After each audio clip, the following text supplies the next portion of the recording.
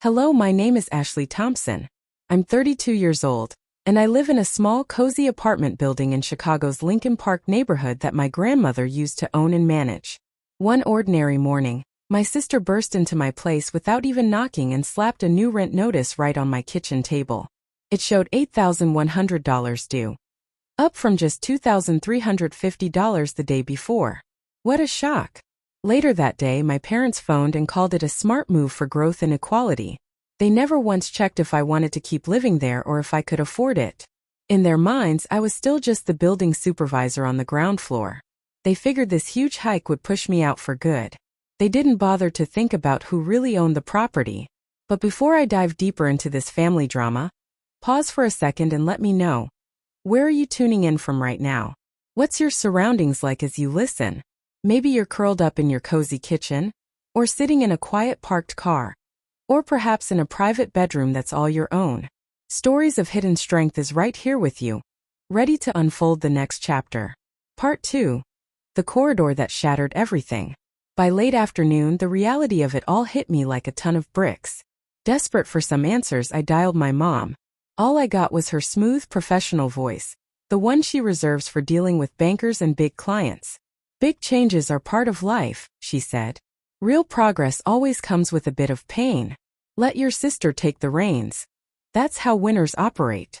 Then my dad hopped on the line. His words mirrored hers perfectly, calm, distant, like they'd rehearsed it. They talked as if this plan had been set in stone long ago, before I even knew about it. No real emotion, just icy confidence that made my feelings seem like a minor hassle. When the call ended, my little apartment felt strangely empty and heavy at the same time. I needed air, so I stepped into the hallway. It was filled with a tense hush. Mrs. Rodriguez stood near the stairs, gripping a crumpled envelope, her hands shaking as she tried to ask questions she couldn't quite voice. Across from her, Mr. Kowalski rested on his walker, staring at figures that didn't add up for him anymore. Further down, the Park family was carefully boxing up their child's toys, while their little girl wondered aloud why their home now came with an expiration date. Neighbors glanced away from me, not in anger, but because any spark of hope seemed too fragile to hold on to. No one pointed fingers at who was behind it all. They just wanted to know if there was still time to stay. I tried to offer reassuring words, but they stuck in my throat. For the first time, the burden of so many lives crashed down on me. This wasn't just my loss, it was theirs, everything they had. As the hallway grew quieter, a gentle knock broke the silence. Elena Ramirez appeared at my door, standing tall and composed. She came in without any chit-chat and started talking about my grandmother. Those pointed looks during family gatherings, old arguments smoothed over with polite smiles, and how drive had turned icy in my sister's heart. Then she shared something that truly floored me. My grandmother had tucked away secrets for the one person who really noticed things. Suddenly, I felt a stronger bond with the neighbors in that hallway than with the family who'd raised me. Part 3: The Hidden Storage, the Secret Container, and the Revelation. The next day came faster than I was prepared for. I reached for the old key ring my grandmother had handed me years earlier. Back then, I assumed they were just for utility closets and storage spaces. Now they carried a deeper meaning. The basement door jammed as always, so I pushed hard with my shoulder until it swung open. A cloud of dust floated out. The boiler rumbled steadily through the pipes, like the building's own pulse. At first glance, nothing seemed unusual: piles of old boxes from former residents, tangled wires, dusty paint cans. But the space seemed to watch me, as if it understood my purpose. I moved along the shelves carefully, letting old memories lead the way. Lazy afternoons helping Grandma Ellen organize tools. Cold winters arranging holiday decor by her side. She always referred to the basement as the building's true core. It clicked why she might stash something important here for me. My hand grazed her old sewing chest, that sturdy little piece she'd never part with. I pulled it away from the wall. Underneath, a precise slit ran across the floor, too perfect to be accidental. On my knees, I lifted the loose panel. A sturdy, sealed container sat hidden below. Compact but solid. My heart pounded hard once, then calmed. Inside, neat folders, taped envelopes, and a small metal box that jingled lightly. I started with the box. A spare set of keys and a handwritten note from her. For when the moment arrives. My eyes welled up. The top folder flipped everything upside down. No old keepsakes, just official papers meticulously arranged. Leading the stack. The agreement for Thompson Family Properties LLC. My name is the only owner. Fully, completely mine. My signature next to hers. I'd thought that day was just routine paperwork for management duties, but she'd quietly handed over full control of the whole property. Smartly, thoughtfully, believing in me above all. Another section contained emailed exchanges between my sister and Brian Carter, labeling residents as roadblocks, plotting quick evictions, and dreaming up renovations that prioritized profits over people. Then her personal letter to me. Grandma Ellen spoke of drive gone wrong, how kindness was often mistaken for frailty, and her worry that the building might end up with the wrong owner. She said I viewed others as individuals, not statistics, and that this quality meant more than I realized. I leaned back against the cool floor, catching my breath. The heaviness shifted from dread to determination.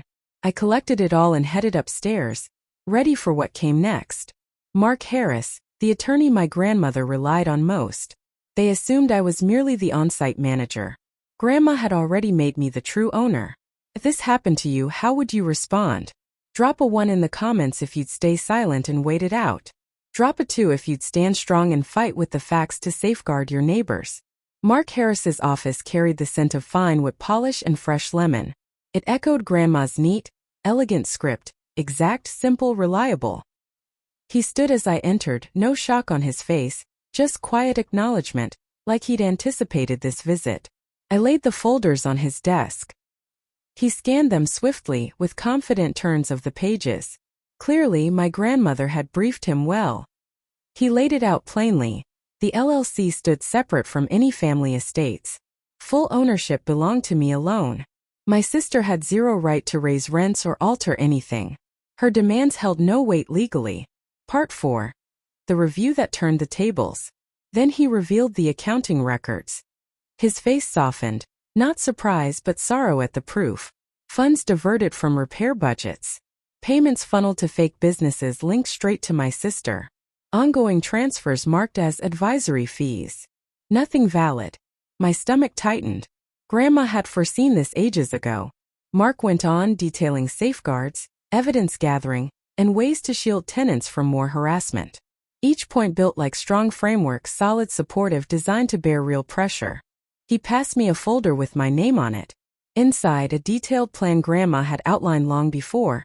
A step-by-step guide for protecting her legacy when needed. Stepping out into the fading daylight felt clearer, sharper. That folder was solid evidence in my grip.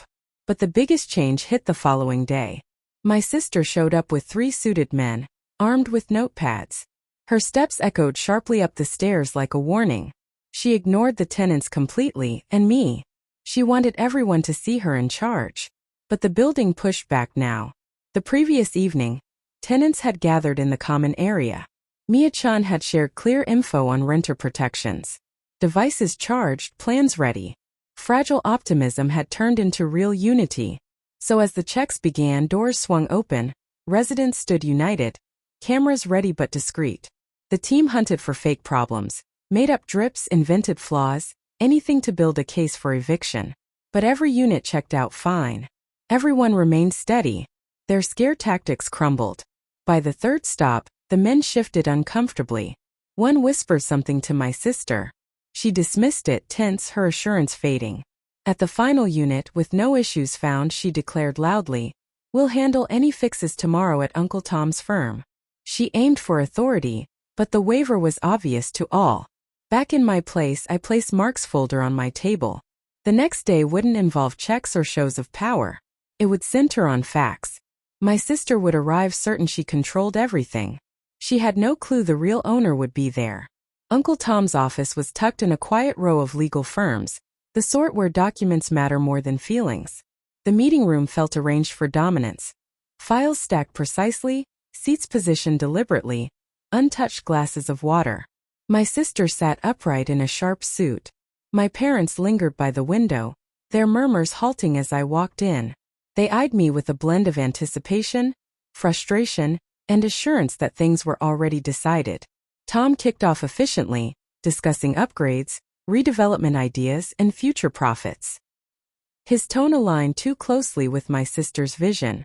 Part 5. The folder that changed it all. Then she slid over a shiny presentation. She described the property as inefficient. She detailed schedules, offers to buy out tenants, forecasts. Each slide treated people as barriers to her gains. My parents agreed eagerly, beaming with pride. Family success means working together, my dad added, as if cooperation only flowed one way. They wrapped up. The room expected my nod. Their quiet pause demanded it. I opened my folder. The key paper emerged clearly. Thompson Family Properties LLC. My name as full owner. Grandma's signature right beside mine. My sister froze, staring. My parents looked at each other in disbelief. Doubt shattered their composure. Next, the financial logs. Diversions to phony companies tied to her. Repair money siphoned for fees. Key figures highlighted. My tone remained steady. These prove misused money, ongoing and intentional. Their faces paled. Then the emails. Discussions with Brian Carter on speeding evictions, removal plans, redevelopment that discarded lives for better numbers. The air grew thick, empty. My sister opened her mouth. Nothing emerged. A firm knock. The door swung open. Mark Harris walked in steadily, with a local official holding a thin file. The official introduced himself and said he was there about irregularities in property finances. No room for debate. My sister stilled. My parents gaped. The power flipped instantly. The official held the door as my sister stood slowly, unsteady. Her poise vanished into quiet defeat. She left without a sound. No sharp steps, no act left. The door shut. Silence. No words from Tom, my parents, or me. The evidence had spoken loud enough. For years, my sister behaved as if it was all hers. In one meeting, the documents set the record straight. Part 6: The Bonds That Truly Last. Time passed before the full resolution. The courtroom carried a chill, even with spring sunshine filtering in. I sat in the gallery with the folder on my lap, though I didn't need it anymore. Every detail was etched in me. Charges listed. Improper handling, fake companies, intimidation methods. People testified quietly about worry, instability, nearly losing their homes. I saw my sister at her table, rigid, all assurance stripped away. In my statement, I kept it straightforward. The LLC details Grandma's wishes, a property built to shelter, not exploit. The decision was clear and fair. My sister faced penalties, not vengeance but accountability. Afterward, my parents approached. "Can we chat?" they asked. I replied simply no. No drama, no outburst, just a long overdue line. Outside, the world seemed vibrant. Street noises filled the air. Cafes buzzing, cars passing, a distant train whistle. Life pushed on, with or without glances back. In the following months, I teamed up with Mia to freeze rents, begin fixes, and secure lasting leases for those who'd feared displacement. Comfort returned in quiet signs. Doors left open, inviting food aromas, conversations restarting. The stairs groaned familiarly under my feet, but now they felt reliable. One evening, I paused at the entrance, letting the peace sink in. The place wasn't flawless. Neither was I. But we were real now. Grandma's gift wasn't just bricks. It was honesty. It was bravery. It was prioritizing decency over forced loyalty. I didn't preserve it to mend family ties. I did it for the community that called it home. If this tale touched you, hit like, share it around, and follow along. Stories of Hidden Strength will return with more inspiring accounts of inner resilience and the bravery to embrace true peace.